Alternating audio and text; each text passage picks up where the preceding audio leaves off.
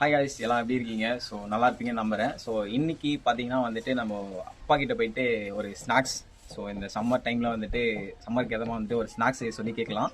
So அவங்க வந்துட்டு என்ன ஸ்நாக்ஸ் செஞ்சு தராங்கன்றதை இந்த வீடியோவில் பார்க்கலாம். டேடி, நீங்கள் பார்த்தீங்கன்னா வந்துட்டு சம்மருக்கு வந்துட்டு எதனாச்சும் வந்துட்டு ஸ்நாக்ஸ் மாதிரி செஞ்சு கொடுப்பாங்க. காலையிலேருந்து ரொம்ப வெறுப்பாக இருக்குது. செய்யலாமா?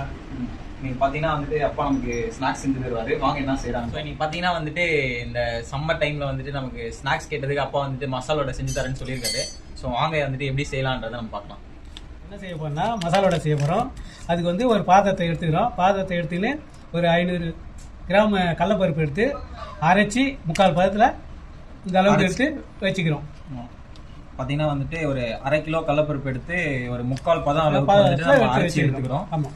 இப்போ அதோட பதத்தை காட்டுப்பா எப்படி இருக்குன்னு சொல்லிட்டு. எப்படி பாருங்க, இந்த ஸ்டேஜில் வந்துட்டு நம்ம அரைச்சி எடுத்துக்கிறோம். ஆமாம். இப்போ அடுத்து என்ன பண்ணணும்? அடுத்து வந்து நம்ம இதில் வந்து வெங்காயத்தை ஒரு 100 கிராம் எடுத்து, ஓகே, ஒரு 100 கிராம் வெங்காயம், 100 கிராம் வெங்காயம். அதுக்கப்புறம் பார்த்தீங்கன்னா வந்துட்டு ஒரு பூண்டு சிறிதளவு ஒரு 5-6 பல்லு பூண்டு, 6 பல்லு பூண்டு தட்டி வச்சிருக்கோம், அந்த சேர்த்துக்கலாம். மிளகா ஒரு 5 மிளகா, 5 பச்சை மிளகா. ஆமா, 5 பச்சை மிளகா பார்த்தீங்கன்னா பொடியா நம்ம அரைச்சு வச்சிருக்கோம். ஸோ அந்த பச்சை மிளகா சேர்த்துக்கிட்டோம். அது எல்லாத்தையும் மைய. ஸோ இப்போ வந்துட்டு இது எல்லாத்தையும் போட்டுட்டு நல்லா மிக்ஸ் பண்ணி வாசனைக்காக சோம்பு எடுத்து கொஞ்சம் சிறிதளவு சேர்த்துக்கணும். உப்பு சேர்த்துக்கணும். இப்போ பார்த்தீங்கன்னா வந்துட்டு நமக்கு தேவையான அளவு உப்பு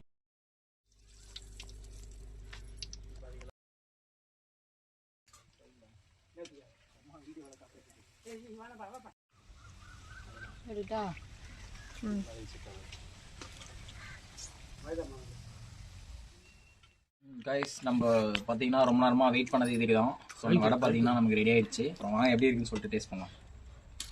ஃபஸ்ட்டு வந்துட்டு ஒரு வடையை எடுத்துப்போம். அப்படியே அந்த வடையை ரெண்டாக அப்படி போட்டேன். அதே போல் வடையில் பார்த்தீங்கன்னா வந்துட்டு ஆயில் இல்லை, பார்த்தாலே உங்களுக்கு தெரியும். அப்படியே அந்த வடையை ரெண்டாக அப்படி போட்டு எப்படி இருக்கு நீங்களே பாருங்கள். அப்படியே வந்துட்டு நமக்கு நல்லா மொறுன்னு வடை நல்லா இருக்குது. ஸோ ஃபஸ்ட்டு பைட் நம்ம வீடியோவில் எப்போயுமே ஃபஸ்ட்டு ப்ரிஃபரன்ஸ் ஆடியன்ஸுக்கு தான். ஸோ ஃபஸ்ட்டு பைட் உங்களுக்கு தான். டேஸ்ட் பண்ணிவிட்டு மறக்காமல் எப்படி இருக்குன்னு சொல்லிட்டு கமெண்ட்டில் சொல்லுங்கள். ஸோ நீங்கள் சாப்பிட்டதுக்கப்புறம் அடுத்த பைட் எனக்கு எப்பவும் போல். வா, மசாலா வடை தான். மறக்காமல் சப்ஸ்கிரைப் பண்ணுங்கள். அடுத்த வீடியோவில் சந்திக்கலாம்.